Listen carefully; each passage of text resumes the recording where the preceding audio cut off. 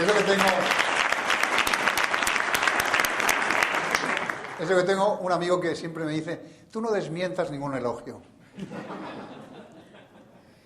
Y además yo puedo tranquilizar en el sentido que me encantan los elogios. Lo que pasa, no me los creo, pero me encantan. Digo que no tengo nada contra ellos. Me alegra estar aquí y me alegra que estén ustedes aquí. Y me alegro participar con mi buen amigo Emilio en este foro económico Horizonte 22.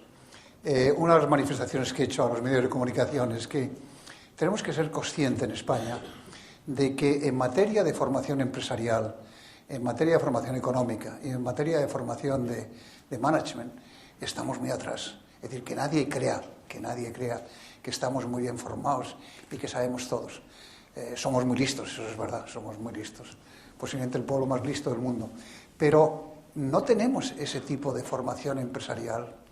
Y el que grupos como el de Horizonte 22, también me he enterado de que APD también se ha establecido para hacer una tarea similar, y pueden venir otros grupos, que en lo que puedan ustedes ayudar al desarrollo de este tipo de fenómenos, que lo hagan sin la menor reserva.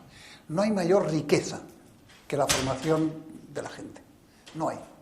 Y aunque parezca que muchos actos de estos tienen un valor relativo, yo puedo asegurarles que el valor es un valor decisivo.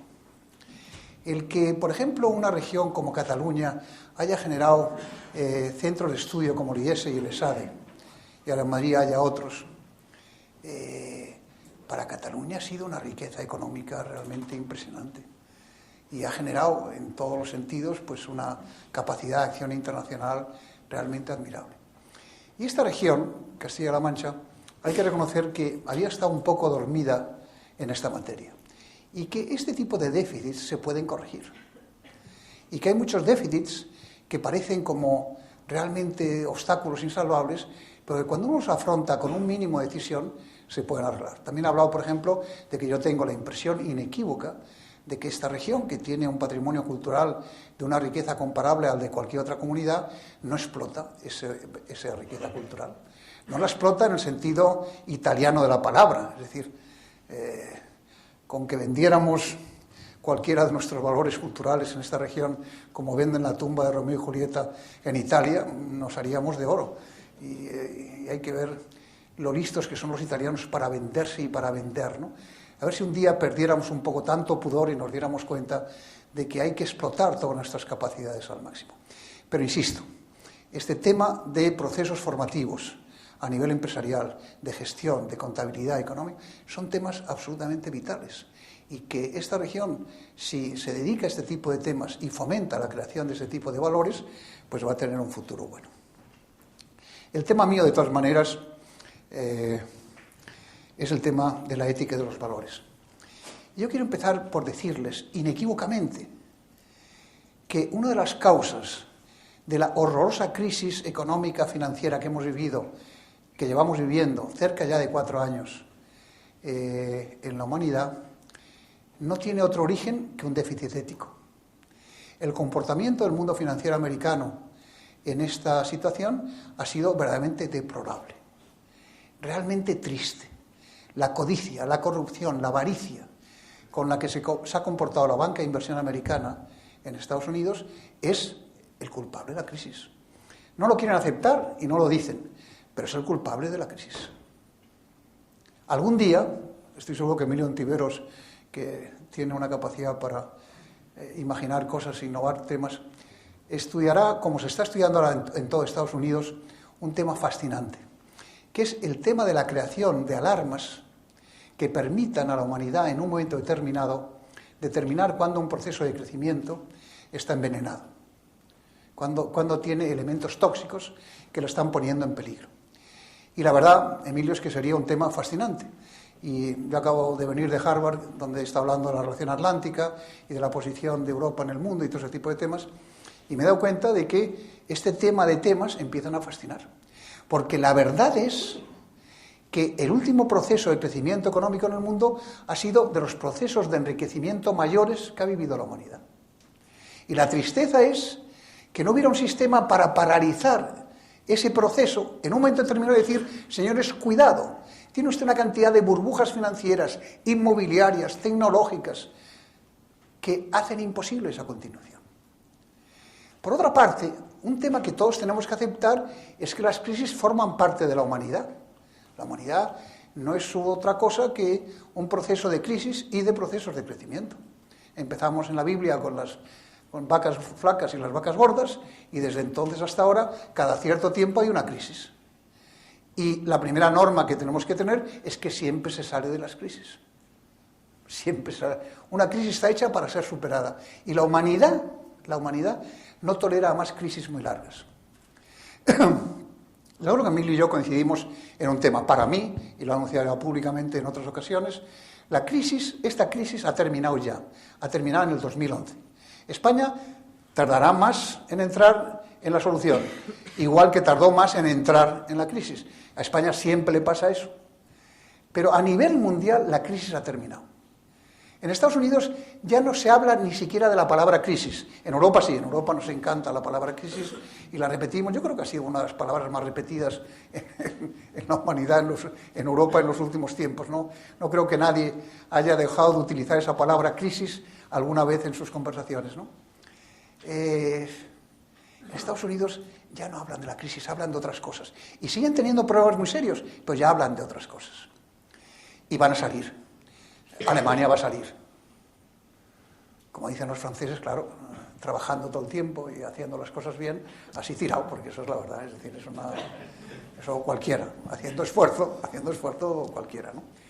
Pero están ya en procesos de crecimiento del 3,6, Francia seguirá, que también tiene sus planes de instrucciones, y lo que pasa es que los países emergentes van a seguir tirando de una manera tremenda, y bendito sea Dios que lo hagan.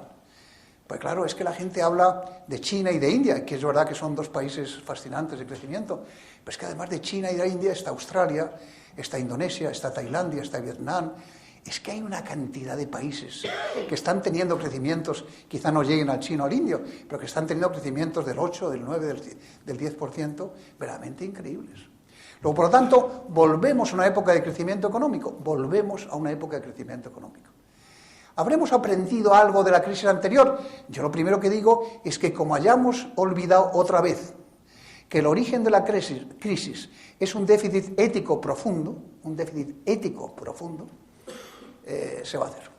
Tuve la oportunidad otro día de hablar con Paul Volcker, que también conoce Emilio, y que es una persona realmente, bueno, ha sido el jefe de asesores del presidente Obama, ya no lo es una persona maya de mucha edad, pero es un hombre que ha defendido realmente valores honestos y valores éticos en el comportamiento. Y la verdad es que la banca financiera americana sigue sin reaccionar. Los bonos que se van a pagar con respecto al 2010, que se están pagando ya, suman 42 billones de dólares. Los bonos, 42 billones de dólares. Hay una empresa que tiene 35.000 empleados que de promedio cada empleado va a recibir 350.000 dólares de promedio y tiene 35.000, lo cual quiere decir que habrá bonos de 20 millones, de 25 y de 30.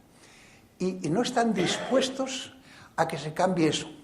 Y yo no soy partidario de que se limiten los salarios por vía legal, pero tiene que haber algún tipo de autocontención, algún tipo de autorregulación. Como la banca financiera americana siga con esos mismos criterios, estamos volviendo a ponernos en situación de riesgo. Pero recuerden ustedes, el origen de esta crisis tiene un déficit ético. Y en general, los procesos de crisis los originan actitudes poco éticas.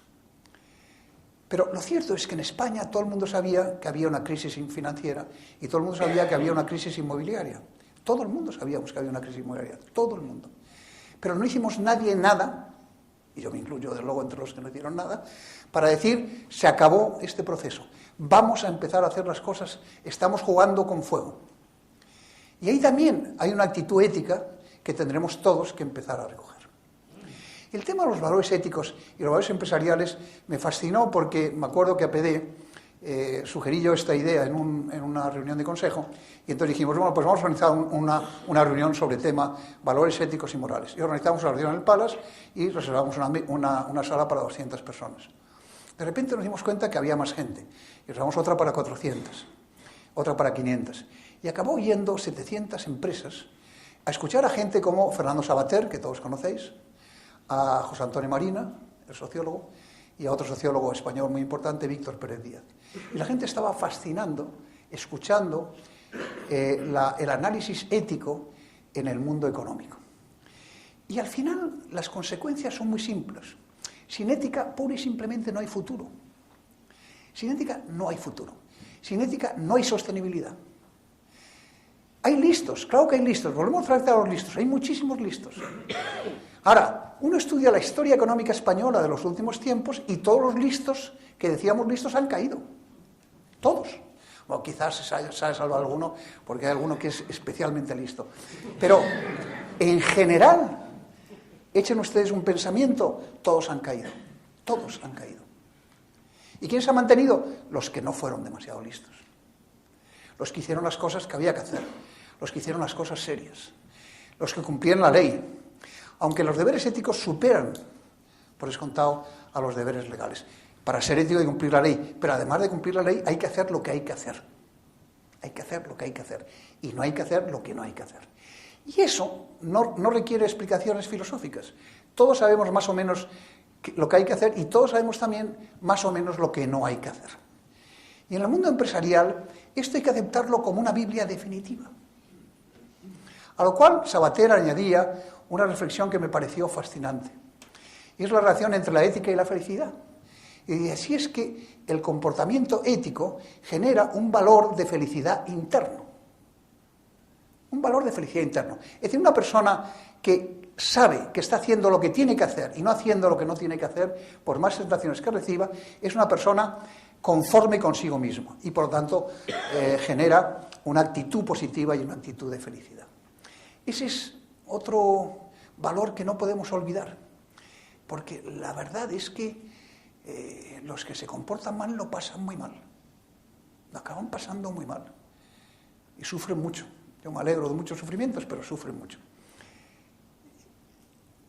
Que la gente no crea que este tema de la ética es un tema aburrido y es un tema moral, es un tema cuasi religioso. Es un tema radicalmente pragmático, radicalmente pragmático. Sin ética no hay futuro.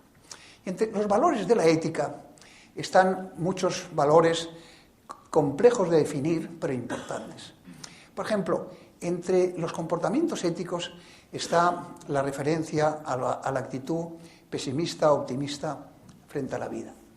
El tema del pesimismo y del optimismo, la gente cree también la gente que no tiene importancia. Pero, por ejemplo, en España, en general, tendemos al dramatismo y al catastrofismo. Y, en general, en los climas y en las reuniones empresariales, todo el mundo se mira y se dice uno a otro, cada vez con más afirmación, esto va muy mal, esto va muy mal, esto va fatal, esto no hay que lo arregle.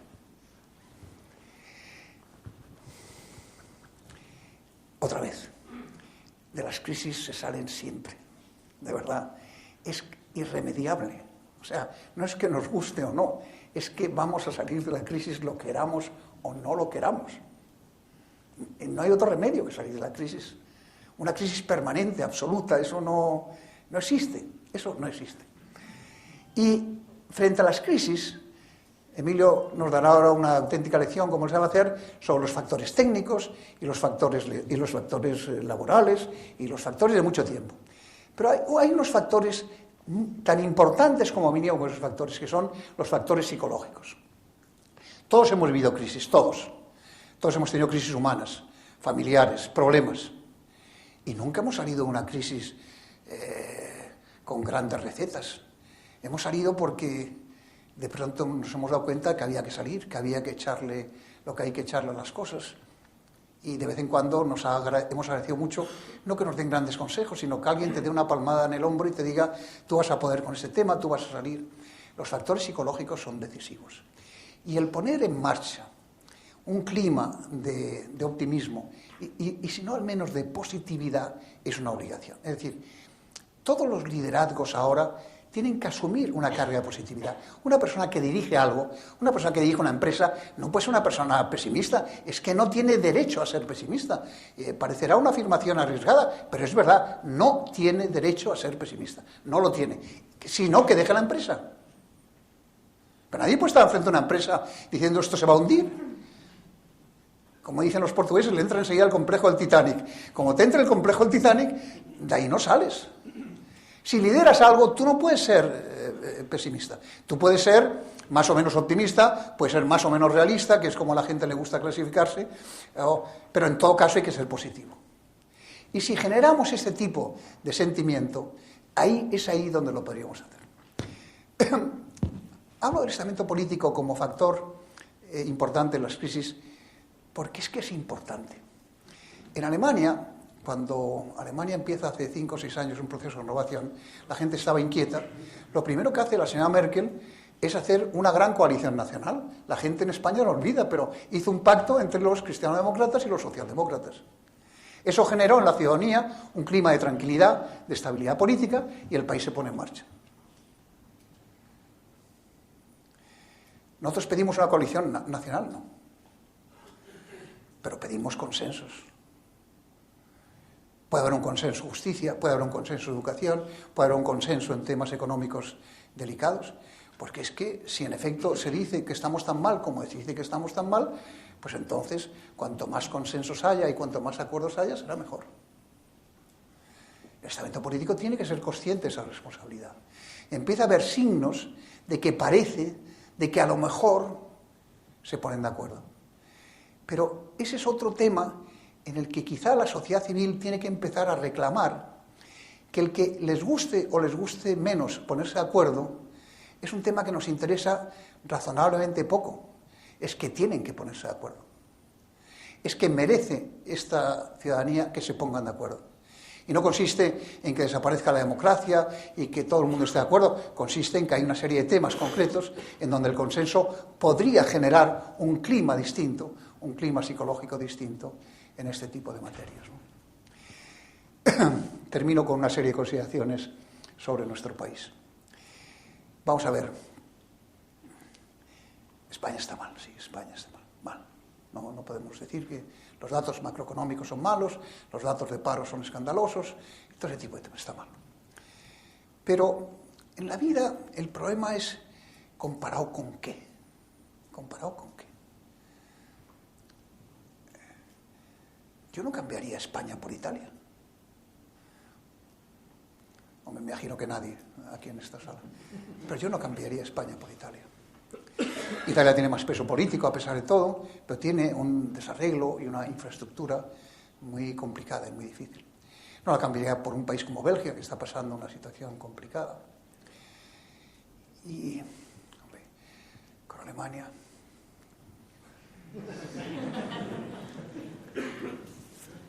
Vamos a ser capaces de tanto esfuerzo y tanto ascetismo y tanta cosa. En España hay un valor muy importante que es el happiness per cápita. Es un valor muy importante el happiness per cápita. La gente cree que es una broma, pero es curioso. Por ejemplo, Víctor Pérez Díaz acaba de descubrir que la sociedad española está preocupada, pero que es la más optimista que hay en Europa. Es una cosa verdaderamente maravillosa, ¿no? Y uno lee encuestas, como habrá leído Emilio, donde se dice la situación política horrorosa. Y la situación económica, ¿usted cómo está? Y entre bien y regular está el 70%. Y después, si el 70% de este país está entre bien y regular, ¿aquí qué pasa? Claro, es que la cultura latina es lo que es una cultura muy rica y muy viva y muy importante y tiene sus ventajas y sus inconvenientes. Es decir, lo que no se puede ser latino y tener una organización perfecta, pues claro, eso ya es una contradicción en términos, es decir, tenemos que tener alguna composición y algún defecto, ¿no? Pero todo esto que quiero transmitirles tiene que ver, en definitiva, con nuestro sentimiento de futuro. En esta región, en la que estamos hoy, en Castilla-La Mancha, se pueden hacer muchas más cosas de las que se hacen, muchas más. Aparte de las industrias culturales, aparte del tema financiero, aparte de la formación. Es decir, la capacidad de trabajo, la capacidad de acción es siempre infinita, Y por lo tanto, el futuro depende de nosotros, depende auténticamente de nosotros.